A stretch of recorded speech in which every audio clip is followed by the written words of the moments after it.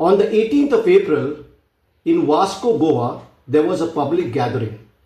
And in that gathering, a man called Gautam Khattar gave a speech. And in that speech, he made some derogatory and insulting statements on Saint Francis Xavier. Saint Francis Xavier, who is also known as Goichar Sahib, is revered by Goans and people from all religions and faiths. People across the country, across the world, come to Goa to pay their respects to Saint Francis Xavier.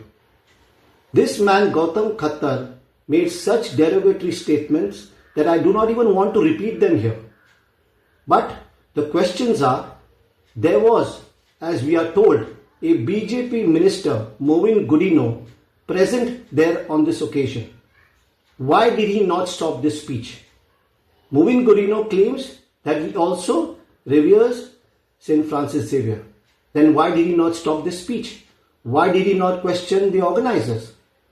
The most important question now is that the government is saying that Gautam Khattar is on the run and they cannot catch him. The Chief Minister of Goa, Pramod Sawant, who is also the Home Minister, has a lot to answer because a man from outside the state of Goa comes there and hurts religious sentiments and the government is not able to do anything.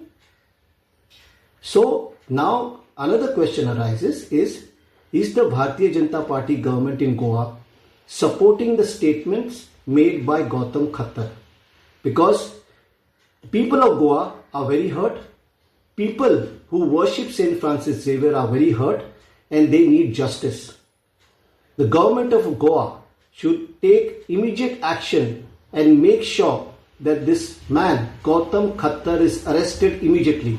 If he has left the state, then they should make sure that they contact other states and try and find out where he is and bring him to Goa and make sure he is arrested. Because if they do not do that, then the people of Goa will always question that is the Bharatiya Janata Party led government in Goa supporting the statements made by this man Gautam Khattar.